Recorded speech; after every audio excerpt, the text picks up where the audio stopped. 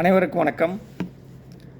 இன்று தமிழக சட்டப்பேரவையில் அனைத்து சாதியினருக்கும் சம அந்தஸ்து வழங்கப்பட வேண்டும், வேலைவாய்ப்பில் சம உரிமை வழங்கப்பட வேண்டும் என்ற நோக்கில் சாதிவாரி கணக்கெடுப்பை தமிழக அரசு உடனடியாக நடத்த வேண்டும் என்ற கோரிக்கை குறித்து விவாத நிகழ்ச்சி நடைபெற்றது.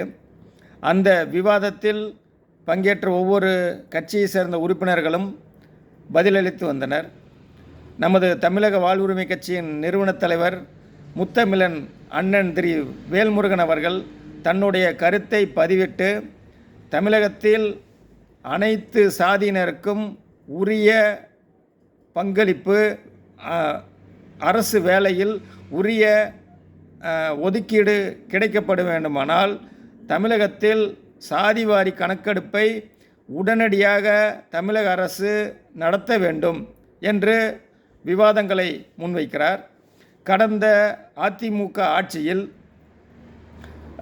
தமிழர்களுக்கு அரசு வேலைவாய்ப்பில் தமிழ் வழியில் பயின்ற தமிழ் இளைஞர்களுக்கு சீருடை பணியாளர்கள் தேர்விலும் அரசு பணியிலும் வாய்ப்புகள் மறுக்கப்பட்டன. தமிழகத்து அரசு பணிகளில் தமிழகத்தை சாராத இந்தியாவில் எந்த மாநிலத்தை சேர்ந்தவர்களும் அரசு தேர்வில் பங்கேற்க முடியும். அண்டை நாட்டில் வசிக்கும் தமிழர்களும் அண்டை நாட்டில் வசிக்கும் இந்தியர்களும் பங்கேற்கலாம் என்ற ஒரு சட்ட திருத்தத்தை, சட்ட முன்வடிவை கடந்த அதிமுக ஆட்சியில் திரு OPS அவர்கள் முதல்வராக இருக்கும்போது சட்டம் இயற்றப்பட்டது. 2 ஆண்டுகள் கழித்து அவர்கள் தமிழில் பேச எழுத பழகி கொண்டால் போதும் என்ற ஒரு சட்ட திருத்தம் கொண்டு வரப்பட்டது என்று பேச முற்படுகிறார். உண்மையாக நடந்தது தானே பேசுகிறாரு. உடனே எழுந்த திரு அதிமுக சட்டப்பேரவை உறுப்பினர் திரு RB உதயகுமார் அவர்கள் வேல்முருகன் பேசியதை சட்டப்பேரவை குறிப்பிலிருந்து நீக்கப்பட வேண்டும் என்று கூறி அமர்கிறார். அதற்கு சட்டப்பேரவை சபாநாயகர் செவிமடுக்கிறார். இது குறித்து எங்கள் அண்ணன் வேல்முருகன் அவர்கள் எனக்கு பேச வாய்ப்பளிக்க வேண்டும் என்று வாய்ப்பு கேட்கிறார். வாய்ப்பு மறுக்கப்படுகிறது. உடனே எழுந்த அண்ணன் திரு வேல்முருகன் அவர்கள் சபாநாயகர் அவர்களின் இருக்கைக்கு முன் சென்று, எனக்கு இந்த சட்டம் குறித்து கடந்த அதிமுக ஆட்சியில் இந்த சட்டம் இயற்றப்பட்ட சட்டம் குறித்து எனக்கு பேச பதிலளிக்க வாய்ப்பு கொடுங்கள் என்று முழக்கமிடுகிறார். அது வாய்ப்பு மறுக்கப்படுகிறது. உடனே தமிழ் மொழிக்கு தமிழர்களின் வாழ்வாதாரத்திற்கு ஒரு கேடு என்றால் நான் எது குறித்தும் போராட தயங்க மாட்டேன், என் உயிரை தியாகம் செய்யவும் நான் தயங்க மாட்டேன் என்று முழக்கமிட்டு வந்து அமர்கிறார். உடனே அமைச்சர் திரு சேகர்பாபு அவர்கள் எழுந்து, MLA அவர்கள் எல்லாம் தெரிந்த போல் பேசுகிறார், எதற்கெடுத்தாலும் முந்திரி கொட்டைத்தனமாக பேசுகிறார் என்று ஒரு கருத்தை சட்டப்பேரவையில் பதிவிட வேண்டிய தேவை என்ன இருக்கு? அது குறித்து அண்ணன் அவர்கள் கேள்வி எழுப்பும்போது, நீ வா போ, உனக்கெல்லாம் தெரியுமா? இது ஒரு அமைச்சரின் சட்டப்பேரவையில் ஒரு அமைச்சர் பேசுகின்ற மாண்பா இது? உடனே சபாநாயகர் MLA வேல்முருகன் அவர்கள் என்னை மிரட்டுகிறார். ஏதாவது ஒரு கேள்வி குறித்து எனக்கு நேரம் ஒதுக்குங்க அப்படின்னு ஒரு சட்டப்பேரவையில் உறக்க பேசினா உடனே என்னை மிரட்டாதீர்கள், என்னை மிரட்டுறீங்களான்னு கேள்வி எழுப்புறீங்க. நீங்கள் சபாநாயகர் செய்ய வேண்டிய வேலையாது நாம் கேட்குறோம். சட்டப்பேரவை என்பது சட்டமன்ற உறுப்பினர்களுக்காக மக்களுடைய கருத்துக்களையும் மக்களுடைய கோரிக்கைகளையும் மொழி குறித்தும், நம்ம தமிழகத்தில் தமிழ் மொழி எவ்வாறு நசுக்கப்படுகிறது, தமிழகத்தில் தமிழை ஆட்சி மொழியாக அறிவியுங்கள், தமிழகத்தில் நீதித்துறையிலும் பல்வேறு துறையிலும் தமிழ் மொழிக்கு முக்கியத்துவம் இல்லை, ஆங்கிலத்துக்கு முக்கியத்துவம் தரப்படுகிறது, அதற்கு நீங்கள் தமிழை ஆட்சி மொழியாக அறிவியுங்கள் என்று பல்வேறு கோரிக்கை அண்ணன் அவர்கள் மக்கள் பிரச்சனை குறித்து தானே பேசுகிறாரு. தன்னுடைய குடும்ப பிரச்சனை பேசுகிறாரா? தன்னுடைய கட்சி பிரச்சனை குறித்து பேசுகிறாரா? உடனே நீங்கள் என்ன மிரட்டுறீங்க? இதெல்லாம் என்ன ஒரு விவாதம்? அமைச்சர் அவர்கள் எழுந்து அது அப்படி ஒரு அநாகரிகமான வார்த்தைகளை பேச வேண்டிய தேவை என்ன? அமைச்சர் அவர்கள் குறிப்பிட்ட அதே வார்த்தையை முதல்வர் திரு ஸ்டாலின் அவர்களும் அந்த வார்த்தையை பயன்படுத்துகிறார். எம்எல்ஏ வேல்முருகன் அவர்கள் அதிக பிரசங்கித்தகமான நடந்து கொள்கிறார், தேவையில்லாத வாதங்களை முன்வைக்கிறார். இது என்ன வார்த்தை?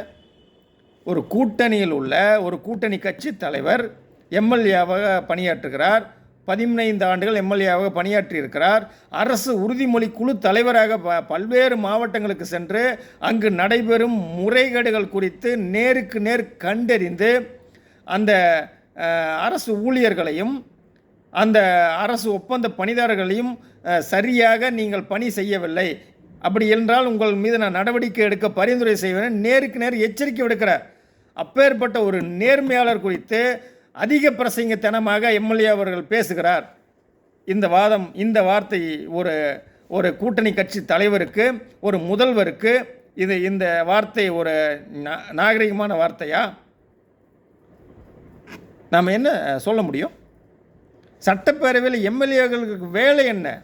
மக்கள் பேரவை மக்களுடைய கோரிக்கை குறித்து, மக்களுடைய தேவை குறித்து சட்டப்பேரவையில் சட்டம் இயற்ற சொல்லி போராடுவது தானே சட்டப்பேரவையில் வேலை.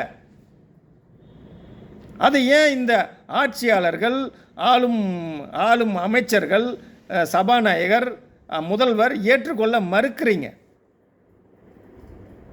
இது ஒரு கூட்டணி தர்மம். இது குறித்து முதல்வர் அவர்கள் சிந்திக்கணும். இப்போது தமிழகத்தில் மிகப்பெரிய ஒரு ஆபத்து உருவாயிட்டிருக்கு. மும்மொழி கொள்கையை கொண்டு வந்து ஹிந்தி மொழியை திணிக்கிறதுக்கான வேலையை மத்திய அரசு செஞ்சிட்ருக்கான். அதை ஜல்தீவன் திட்டம், ஏதோ ஒரு திட்டத்துக்கு அவன் ஹிந்தியில் பெயரிடுறான். அந்த பெயரையே நீங்கள் தமிழில் எழுதி ஜல்தீவன் ஜீவன் திட்டம் அப்படின்னு தமிழில் மட்டும்தான் நீங்கள் எழுதுறீங்க. அந்த திட்டத்துக்கு பெயர் ஹிந்தியில் தான் இருக்குது. நீங்கள் அனைத்து கிராம மக்களுக்கும் குடிநீர் வழங்கும் திட்டம் அப்படின்னு உங்களை தமிழில் மொழிபெயர்ச்சி உங்களால் நீங்கள் அதை விளம்பரப்படுத்த முடியுமா? தமிழக அரசு அப்படியே விளம்பரப்படுத்து, அந்த ஹிந்தி எழுத்துக்களையே விளம்பரப்படுத்துது. இங்கே வங்கி ஏடிஎம்களில் ஹிந்தி மொழி எழுதி ஒட்டியிருக்கான். இங்கே எந்த ஹிந்திக்காரனுக்கு ஹிந்தி மொழி ஒட்டியிருக்கான்? தினம் ஒரு மொழி அறிவோம் அப்படின்னு பேசி ஹிந்தி மொழி மேலே ஹிந்தி மொழி அதுக்கு தமிழாக்கம். வங்கியில் என்ன பணம் வரவு செலவு பட்டுவாடா நடக்குதா, இல்லை ஹிந்தி சொல்லி கொடுக்குறானா? எங்களுக்கு ஹிந்தி தேவைப்பட்டால் நாங்கள் படிச்சுக்கிறோம். அதுக்கு எதுக்காக இங்கே ஹிந்தி பயிற்று மொழியாக கொண்டுட்டு வரீங்க? உங்கள் ஹிந்தி எங்கே இருக்கணும்னா, ரயில் நிலையங்களில் யாத்திரையோ கிருப்பியா தியான் தீஜியே அதோடு நிறுத்திக்கணும். மத்திய அரசு இந்த ஹிந்தி மொழி திருப்பு அதோடு வச்சுக்கோங்க. ஏர்போர்ட்டில் உங்கள் சிஎஸ்எஃப் வீரர்கள் ஹிந்தி பேசுகிறாங்களா, அதோடு வச்சுக்கோங்க. இதை கண்டிக்கிறதுக்கு, இதை எதிர்த்து துணிவாக பேசுகிறதுக்கு இந்த அமைச்சர்களுக்கோ சபாநாயகருக்கோ திராணி இருக்கா? முதல்வர் கண்டித்து அறிக்கை விடுறார். அது எப்படி கண்டிக்கிறார்? இது குறித்து நீங்கள் நேருக்கு நேர் கண்டிக்க முடியல, எச்சரிக்கை விடுக்க முடியல, போராட முடியலன்னா கூட்டணி கட்சிகளில் இருக்கிற எங்கள் அன்பு தலைவன் வேல்முருகன் உள்ளிட்ட தமிழ் பற்றாளர்கள், தமிழ் உணர்வாளர்கள் அதை முன்னெடுக்கிறோம். அதற்கு நீங்கள் ஆதரவு கொடுங்க. சட்டப்பேரவையிலேயே இவ்வளவு ஒரு எதிர்க்க வேண்டிய தேவை என்ன வந்தது?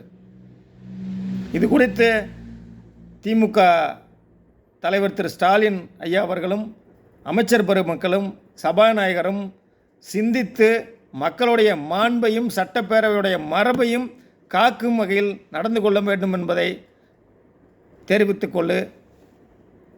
நன்றி, வணக்கம்.